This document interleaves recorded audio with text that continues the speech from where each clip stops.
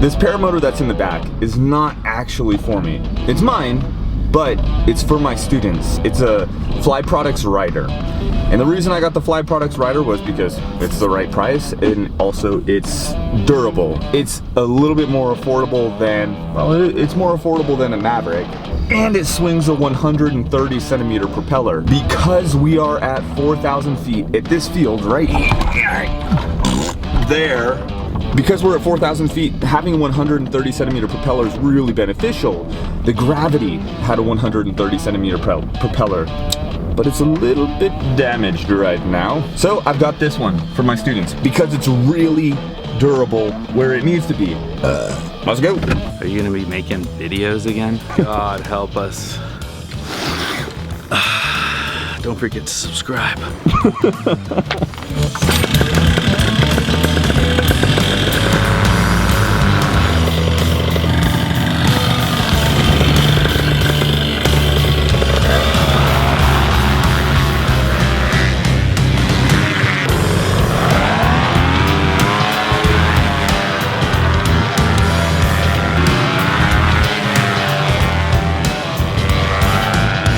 Let's go build this paramotor. My hopes are that this paramotor is really easy to put together.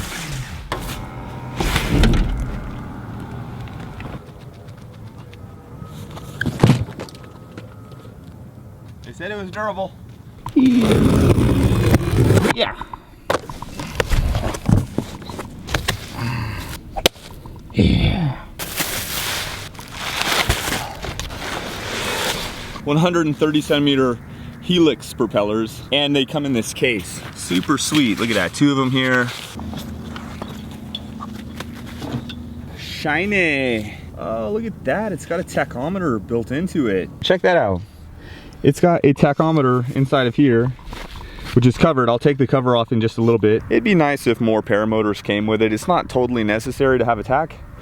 Actually, none of my paramotors have ever come with a tachometer, and I've never installed a tachometer on my own paramotor. The pulley right here to start the engine comes with this elastic cord so that it stays put, doesn't go into your propeller. That's a nice feature. Let's see what year this is. Oh, it's an MY22, baby. You can see it right back there. There it is. This is my favorite paramotor engine. This engine is available on so many different paramotors, different manufacturers and models of paramotors. I just really like the Moster. It's something that I'm familiar with, and also the community kind of respects it as the actual paramotor of choice. The tank is removable, which it looks like it's removable just like on my Zenit, my Fly Products trike, the large trike that I have. It has this Velcro band that goes around it. It's kind of secured with this motorcycle helmet type of fastening. This is helpful to have a tank that's removable because flying cross country, for example, it's nice to be able to take the tank off and then put your oil in here and then fill it up with fuel, shake it so that the oil and the fuel gets really nicely mixed up, and then put it back on. If you have a tank that can't come off, like, you're kind of screwed. You'd need to bring some sort of a separate tank, which wouldn't really be worth it. Hoop section, get your hoop section and the harness. Swing arm's already attached. That's great. Cool, cool. I've honestly never felt the need to tighten my belt tight like a drum. Goodie bag with the tools and everything else you might need. And it comes with the manual in there, the sticker. And since Clint is flying, I'm gonna stick this on his bumper of his beautiful truck. No, I'm kidding. All right, so inside of this bag, we've got the hoop sections, and I think we got some spar bits in here too. Yes, sir, we do. I'm gonna see how long it takes me to build this for the first time, and that's me making a video on top of it. So it might be a little bit longer than usual. So step one is to take this, which is going to support the pulley. So I'm gonna plug this one in right here to the hole on the left upper part of the frame. I'm just gonna slide that down, and this one just rests on top. It's not really in there. So I need to connect the pulley, which is right here, to this. Oh my gosh, that's ridiculously easy. That just goes like that. Up from the bottom, it runs in between the A-arch, and I just put it right there. Look at that. That's really convenient. So step one, place this here. Step two, put the pulley little loop over this piece. Just simply rested it over it. And then I'm gonna stick one of the long rods. I've got one of the long carbon fiber rods. I'm just gonna slide that into this piece.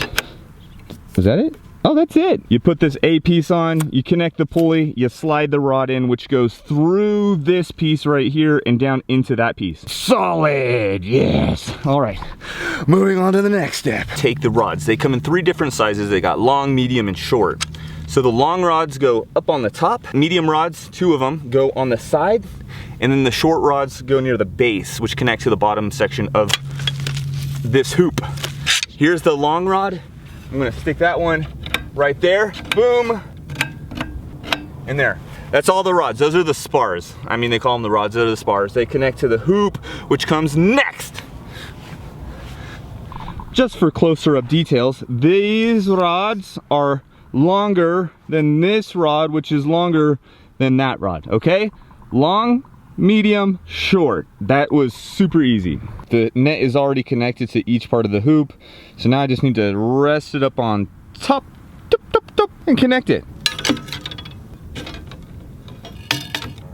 We're taking a momentary break because I think Clint is gonna send it down to the field.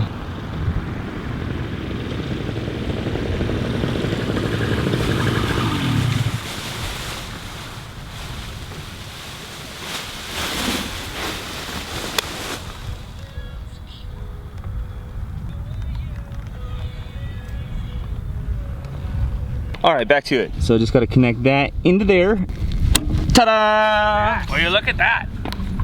Wow, that looks nice. That was easy. Now I plug in this spot. Set these go in here, but I need 2 hands, so... Oh, maybe I don't. Huh. So it's got these Velcro straps so that you just connect, you wrap it around here to here, and that way it doesn't come undone. You do bottom, bottom, middle, middle, middler, upper, and then top. That's it.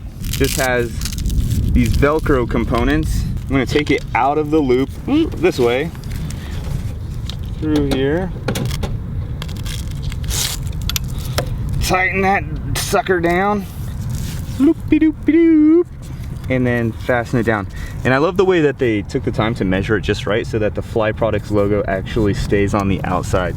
Just like that. These things are not gonna come undone like this. I think it's more secure, even easier to manage, less metallic buttons so that, you know, less components to go wrong. I think this is more durable for the long run. I just need to do that same thing all the way around the hoop section. And yeah, then we'll move on to the next step. Check. Next step. So there was a buckle that was connected to the net right there. And then this was already attached to the frame. All I did was like feed it through this and fasten it back, and it tightened up this section of the net. Really nice. Man, this thing is stupid easy to put together. And then this buckle is gonna connect to this. Ta-da!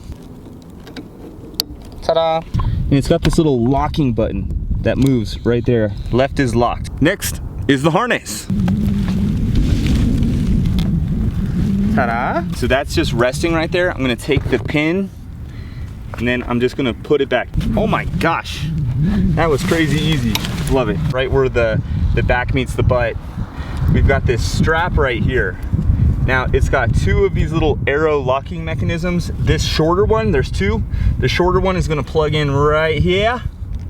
That shorter one went to this part, which goes to the back of the frame. This part, I'm gonna feed right down here. There's another bar, and I'm just going to feed it through, down, and up, and click. The shorter part goes to this, which is already connected. You just plug that in, and you run the other one down through here, around this bar, and then plug it into that one. Super easy. All right, same thing with the other side. Shorter one plugs into here.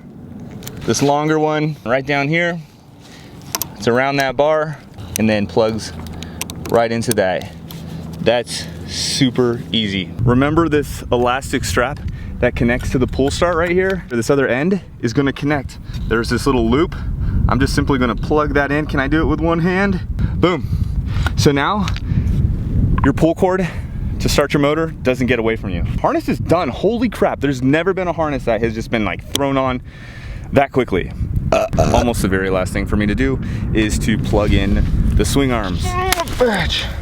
We got the swing arm that's already connected to the harness. This is gonna be super, super hard. I don't even know what to do. I've never done this before, literally. Oh, that was it. Look at that. It should be a testimony that I'm able to hold a camera between my legs and build this damn thing. Look at this. Okay, so I'm gonna pop this pin out. Just gonna slide that in, line up those holes right there, and it's locked. That's it. Oh my gosh, let's back out on this thing. Woo-hoo-hoo-hoo. Dude, so easy. So the manual basically just says, beyond this point, it's all optimization. But what I thought was super funny was this, check this out. So, if you're a fatty, you slide it this way. If you're not a fatty, you go this way, okay? Okay, but all jokes aside. So at this point, basically, there's several other adjustments that you can make just to, once again, make it just right for you. If the seat board was hitting your legs, there's this Velcro. You got these red stitched lines. Slide the seat board forward or back more and tighten it up so that if it's like bouncing off the back of your knees, you can raise it up just a little bit. I'm probably not gonna do anything with it since this is gonna be for my school when I train students. The swing arms, you just need an Allen key to adjust the hang point. This thing's basically done. I just need to do a hang check, put it on my back, make sure that it's pretty flat. I want the propeller to be, you know, 90 degrees off the deck. I don't want it like leaning arched back on my back, and I don't want it like on my shoulders where the propeller is leaning forward. This thing was done, okay, with a camera in my hand in less than an hour. But that's with interacting with Tom and messing with this camera and getting a call from the wife, chatting with Clint. This thing is super easy to put together. The number one thing that I like about this paramotor is because it's strong where it counts. What you need is a paramotor that's strong at the base. And what I'm talking about is right down here. When you're coming into land, bam, if that thing hits, if it's not properly supported, as you come in and land and hit the ground, that cage is gonna flex back, assuming it doesn't have the supports, and the propeller is gonna be spinning right here. So if it shifts back and hits that propeller, there goes about $320 is the going rate for a new propeller. A lot of people, when they're starting out and they're learning how to fly, they make mistakes. I make mistakes. I made a mistake the other day. I would never show you on camera. Oh no! Can this thing hold up and be resistant to brakes? And then if it breaks, how much is it gonna cost you? It feels really good. I'm still gonna take it out and do a hang check, but yeah, wicked light. If this doesn't give you an idea of how light this is, I honestly can't do this with my other paramotors. I'm just doing set after set. Now I'm back, and I've got it in the garage next to all of these other beautiful paramotors. This is the Zenit. That's a Fly product, the new one we just did. This is another Fly product. This thing is a freaking beast. This is how I take up my lovely, lovely wife. This little emo baby. What's that? Camera. This is my Gravity. I've done a ton of flying on this, but recently I damaged it. I really messed this one up this time. Okay, so what do these have in common? This Gravity paramotor has a 130 centimeter propeller just like this one, and that means more thrust. So you'll get a better climb rate when you have a 130 centimeter propeller as opposed to a 125 centimeter propeller like on the MAVIC, which we have here. I'm gonna do a second video, assuming it's gonna be the next video, where I actually go and take this out and fly it. Check this out. Before I sign off, because I know I don't get to see you guys enough, but look at tent, gonna put the cooler, some brewskis, a boombox, a dog. All the other guys, they're gonna be losers flying on foot launch units. They'll only have some little ultralight freaking tent. Thank you all so much for watching this video. Like and subscribe to Daddy. Yay! Bye everybody. Got your boop.